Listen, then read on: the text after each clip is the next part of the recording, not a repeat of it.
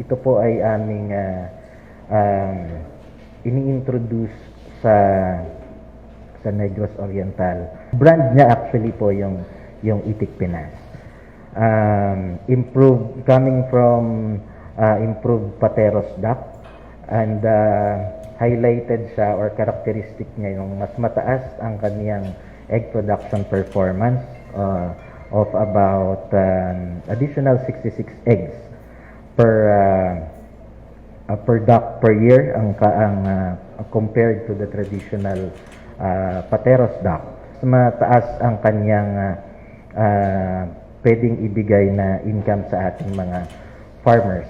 Malaki yung potential siguro na magkaroon dito ng mga duck farms kasi